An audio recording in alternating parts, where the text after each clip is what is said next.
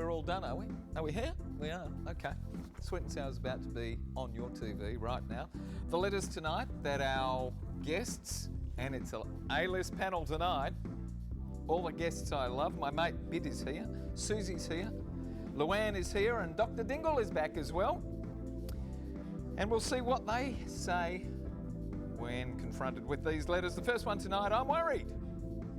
I'm starting to recognise the symptoms of marriage fatigue creeping in as it did so disastrously in my first marriage. Swanbourne, WA.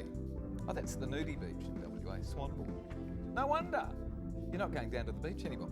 Second letter tonight, women can't rely on men at all anymore. Is that true? I don't know. I'm pretty reliable, I think. They rely on me every night here at Sweet and Sour to turn up late. I'm very reliable. Last letter tonight, well, to my horror, at his tender age, my son knew more than I would ever have cared to tell him. It's sex talk time to an 11-year-old. We'll see what the panellists have got to say. All these, our terrific lineup coming your way right now. Sweet and Sour and coffee.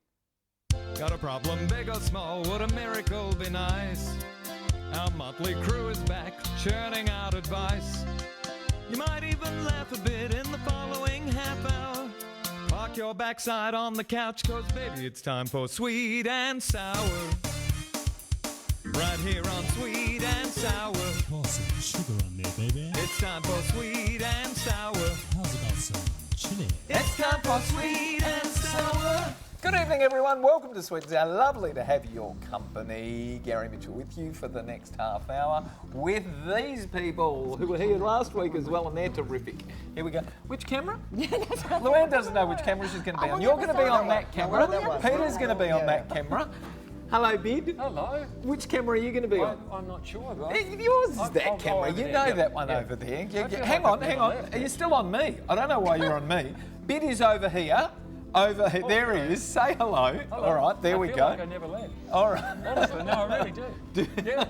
Welcome back, I sir. really do. Thank Nice you. to have you. How are you? I'm good, thank you. You're always good. Thank Terrific human being. Thank you Speaking very of much. which, another Oh. terrific human being.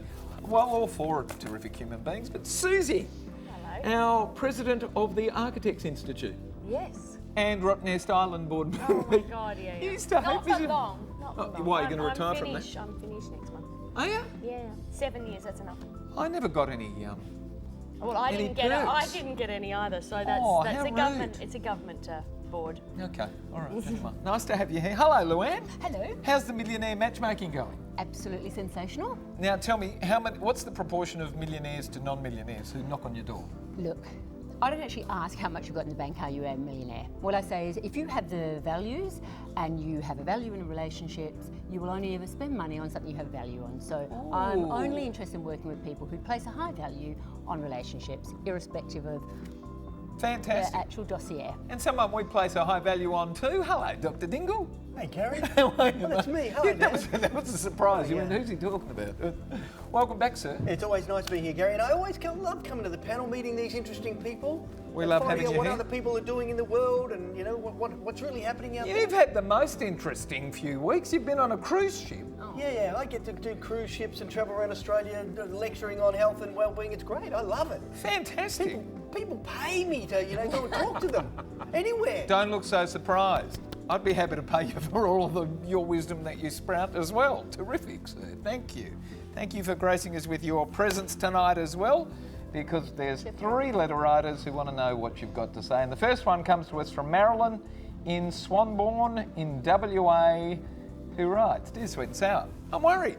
I'm starting to recognise the symptoms of marriage fatigue creeping in as it did so disastrously in my first marriage. This time around, I've been married for 10 years and the fun seems to have almost completely evaporated. Don't get me wrong. I'm the first to know that relationships are hard work to keep happy and productive. But I also know that the moment a relationship loses the spontaneous element and the joy of discovering new things together, it's almost doomed. My husband works so hard and times are very tough in his business. Oh, me too. There's a lot of that going around. When he arrives home, he keeps working and he's constantly worried. I keep telling him to relax a little and take a breather as life has to be in balance. But the last 2 years have been so draining on him. Our relationship is struggling to the point that we rarely have a pleasant exchange anymore. How do I have him relax and begin to want to find the fun in being together as we had for so long? Do you think our predicament may be too hard now and we'll never rediscover those incredible feelings again? Marilyn of Swanbourne in WA writes, as we said, Bid, we're going straight to you, sir. Now, you're very good at this. You've had a bit of practice and we reckon you finally got it right. I did. How long have you been married? 26 years. 26 years. Okay, that says a lot. Well done, sir. Thank you. It's all down to my wife, and that's the truth. Marilyn. Sorry, as a child of the 60s, I always just wanted to say that. I used to look up at the movie screen and there she... Okay, so I got nothing. No, seriously, you seem to have such a fatalistic approach to your relationship. I'm reminded of when Dolly Parton was talking about her string of affairs. She said, here comes the same problem in a different pair of pants.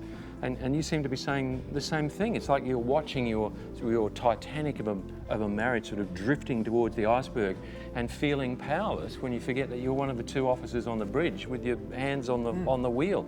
You're doing and saying the right things to your husband, but your attitude seems to be abandoned ship. I just don't understand it. You say, for example, the end of spontaneity is the kiss of death. Well, only if you say so. I have to say that one of the things that I absolutely love about my relationship with my wife is that we slip into each other like an old pair of jeans. Not in a boring way, not in a bad way, but in a comfortable, reliable, familiar, safe way, and it's beautiful. Incidentally, I'd like to ban the word relationship. It's never a noun. It's relating. There are always going to be ups and downs, swings and roundabouts. Your husband's in a slump right now. Be more fun. Believe, trust, allow, and be the change that you want to see in the relationship, and it'll be fine. Come on in, Suzie. Oh, look, I've been on this show for 13 years and I've always been a great supporter of women. Unlucky but for some? unfortunately not at this time. Oh, thank you. But not today, Marilyn. I really think you need to read your letter and grow up. Read it out loud and grow up. Relationships take a lot of work, they ebb and flow, and if you need help, go and see a counsellor. But your relationship problem this time, in this market where times are really tough, I'm a small business owner, they are really tough, is you need to start to look at your own behaviour. Your husband is going to work, he's working, he's coming home working, he's stressed because maybe he's really struggling to support you. And maybe you need to think about the ways that you can actually help him. There's nothing worse when you're stressed, when someone says, why don't you relax? You just want to smack them. I just want to say, your kids go, oh, it's relax. I'm like, shut up. The fact is, take a breath and actually say, what can I do? Maybe go and get a job. Maybe reduce your revenue, reduce your outgoings. Help him because he's struggling financially. Louanne. Okay, I'm in 100% agreement as well. You need to start speaking in your man's language, okay? Your man comes home and he is stressed. He's got things to do. He says, I've got a deadline.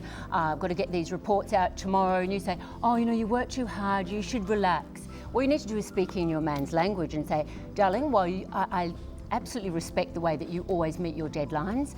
How about you go and do your reports? I'll make something to eat. You're speaking in his language, he's going to relate to you. You say you're unhappy and your marriage is in trouble. Is that according to you or is that according to both of you?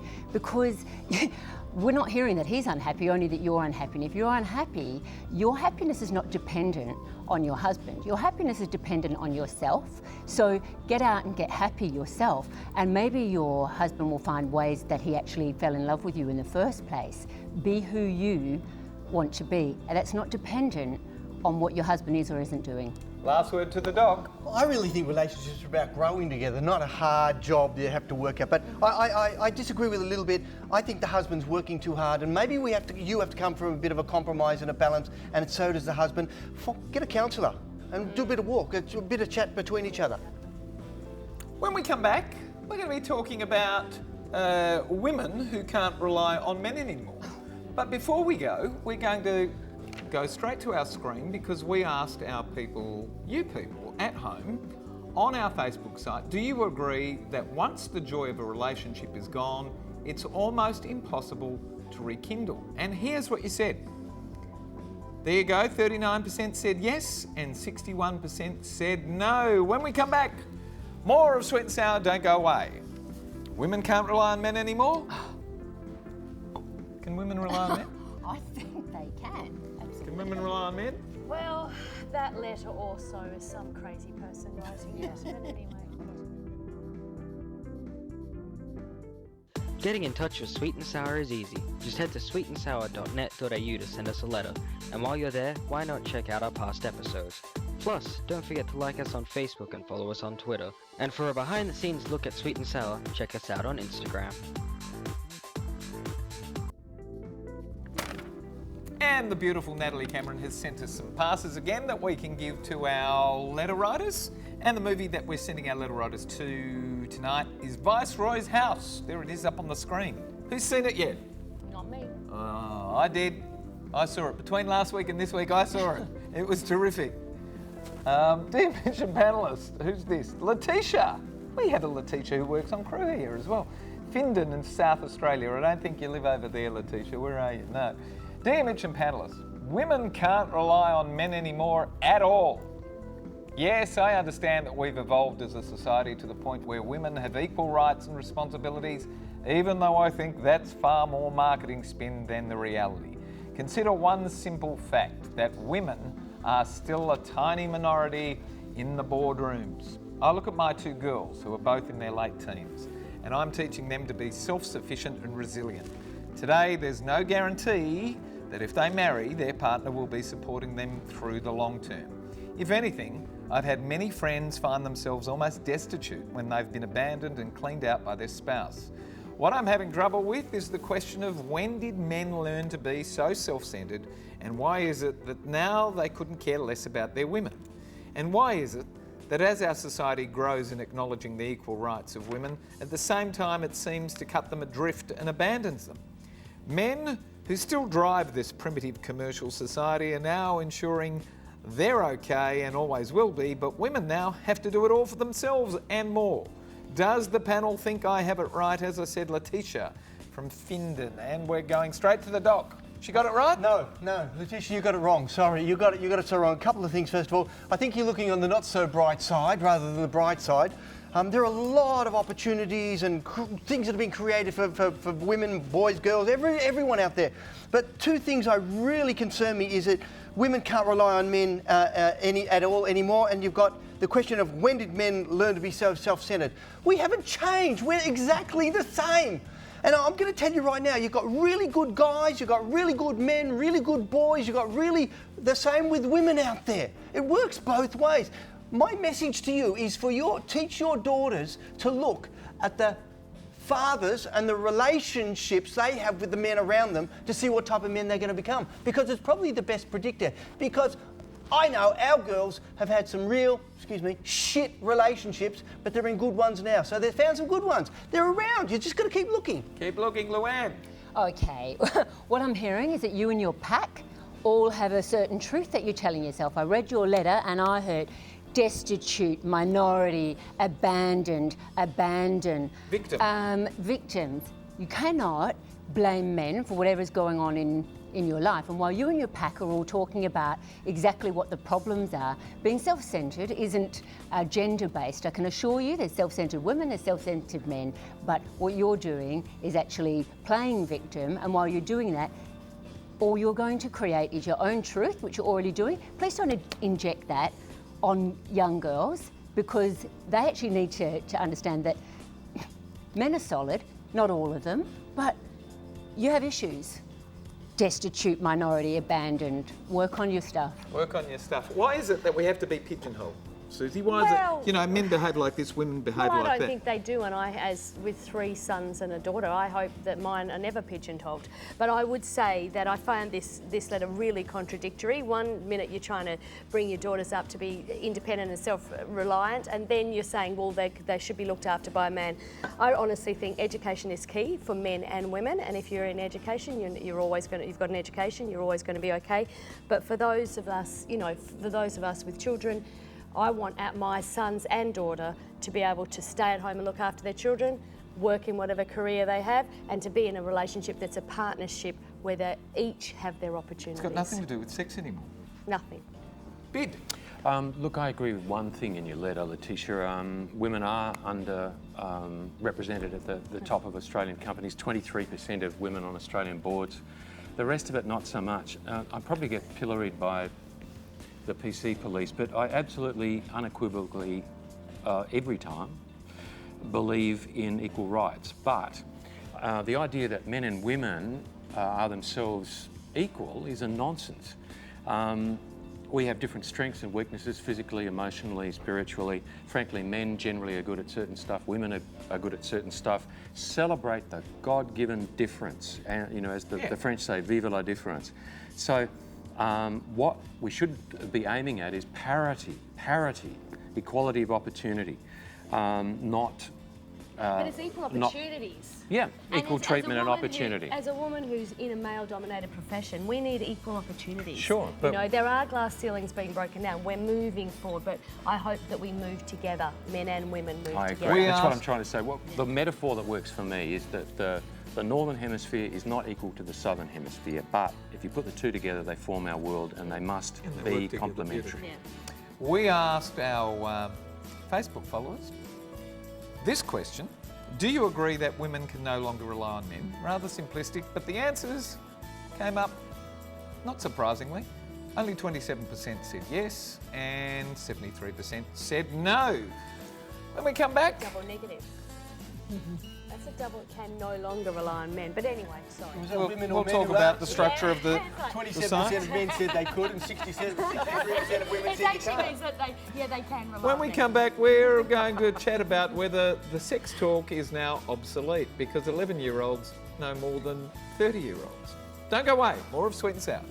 Double negative. You know what they say? Opinions are like assholes. Everyone's got one. Should I have given you a language warning? Maybe. It's true though. This show proves it.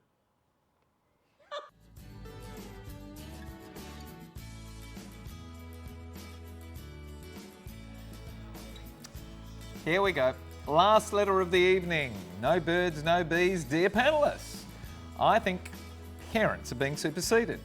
I nervously prepared to give my 11-year-old son his sex talk at the demand of my insistent wife. Well, to my horror, at his tender age of 11, as we said, my son knew more than I would ever have cared to tell him. Without going into details, each time I mentioned something, my son would blurt out the slang expression for what I was trying to explain. Well, that would be awful. And kept saying, "Dad, you're hilarious." I felt antiquated, I felt obsolete. The good thing was that he wasn't embarrassed at all, and he took it very casually, but I think that's more a reflection of the great relationship that we had. I was disappointed that he didn't exhibit any sense of amazement nor excitement. Has Google done away with the father-son and the mother-daughter chats? Has exposure to porn made our youngest blasé to relationships and sex? Am I wrong to be concerned, or is this a good thing? I have 2 younger children. Should I be giving them a sex talk at the age of 6 and 9? What does a parent do now? Sean of Templestowe in Victoria writes, first up to you, Louanne. I feel your pain, I really do. No one is sitting down and giving a sex talk anymore because, you know, progress is progress. And one of the little girls in my daughter's class, grade 4, you know, she's got her period, and they've got to know how to... Grade 4, I'm sorry, but grade 4. Wow. My daughter finished grade 6 last year. She comes home, she says, "Oh, Mummy, I got 3 books." I'm thinking, "Oh, yeah, you got 3 books." She said, "Yeah, they're, you know..." One of them's on about masturbating. Do you know what masturbating is? Yes, I know about the master. We used to joke about masturbating a long time ago. Yes. But Semen has porn stains. done away with, you know, made people blasé in relationships? No, I think it's probably helped a lot of relationships. And, you know, educating your children can be done in many different ways. You don't have to sit down and actually have the talk about it at one particular point in time. Facts. You It's still been need a bit of guidance, don't you? Absolutely, been It's about open in the house. relationship. It's about teaching them how to cope with life. It's not just, here's the clinical fact. But there's no particular point in time that you do this. You just, you know, you live in an open kind of household where you can talk about anything at any time. Ask them what they know. Doc, what do you say here? Look, I'm concerned, you know, about first of all, this girl at grade 4. Do you want there's about a 90% chance that it's environmental estrogens that are bringing it on. But we'll talk about that at another show, okay? That's probably the makeup, the cosmetics, the personal care and all that stuff which got the chemicals and brings it on. Coming back, let's get back to the letter. I actually think the talk with the kids about sex education went out with the TV. It really did. You know, it changed everything, and it's got a lot more sophisticated since then, over the last 40 or 50 years. So kids know everything. Yeah, and I think the critical thing is already been highlighted. It's about developing the relationship, and the relationship being able to relate to your kids, so that when your kids do need to ask questions, they can. And I remember this embarrassing time. I was 13 years of age, and I asked my mum about. I think I have VD. Now, by the way, I'm a bit older than 13 nowadays, and at the end of it, my mum said, "Oh, no, it's all right. Have you had any?" And well, we sorted that out straight away. Okay. But you know, I had a relationship with my mum that I could talk about these things when I was 13, and that was 45 years ago. So it's a relationship. Interestingly enough, we asked you people at home to respond to this question on our site. Is the parental sex talk to kids obsolete? And these are the results. Fairly split. There you go on the screen right now. 42% versus 58%. Well, there you go. Not too bad. They're wrong on my piece of paper. Suzie. Look, Sean, I would say welcome to the world of parenting in the social media age. I agree with the others that it is about having a relationship, and each child will be very different in what they want to know and what they already know and what they're talking about. My daughter was 10. She was quite mature for a 10-year-old, and she said, "I want to ask you 20 questions." And I said, "Okay." And her first question to me, she said, "Will you answer me honestly?" And the boys sat there and didn't say a word. And she said, "When did you lose your virginity? How old were you?" I, of course, lied. And, and then she said, something else. I was like, "Oh my God." And she was very clear about what she wanted to know. And, you know, generally we had the conversation. But I do think when you talk about 6 and 9-year-olds, you can actually start very softly bringing in things. But what they don't learn in all the classes at school, they learn it they're teaching it in year 6, is the emotional connection of sex. And that's what you can do as a parent. You can talk about emotional connection. Bid, last word. Absolutely. I agree with what the panellists said. Look, Dr. Google is great at teaching kids the mechanics of the mystery dance, what goes where and all that sort of stuff, but is that what a father really wants to convey? I think what your son needs and wants from you is talk about love, feelings, intimacy, the difference between a bonk and lovemaking, some reassurance about the emotional commitments, and if you can find that on Google, I'd be very surprised. Yeah, good luck. Even if you could, probably some of that is better coming from Dad, and you've got that great open relationship with your son. Good on you. Do we like this letter to give away the pair of limited edition sunnies? We do. Yes. How's that? Unanimous. Boy, there's the first on Sweet and Sour. And we did it. Man and women agree. Man and women agree. We've got to go because the credits have already begun rolling. They're trying to get us out of the studio already. Bid, good night, sir. Terrific to have you, sir. Lovely to be back. Next time you're on the show, make sure you come and bring us a little clip of... bring a movie. Short movie. Terrific. Suzie. Thank you for having Madam me. President. Thank you for having me this Terrific year. to have you again. Well, you come back. Louanne, great to have you. I know. As always. I know, she says. How good is that? Dr. Dingle, cruise ship coming up again? Thank you. No, we're going to tour, an East Coast tour in a little minibus. So we leave in 10 weeks and we've got about 8 weeks to do it, and then we come back. The man gets around. He's terrific. Thank you for spending your night tonight on Sweet and Always Sour. pleasure, Thank you Gary. to all of our Thank you, panellists. guys. Thank you to our terrific crew. And thanks for having us at home. Good night, Australia. Bye-bye. Ciao. What's the song? Close your eyes.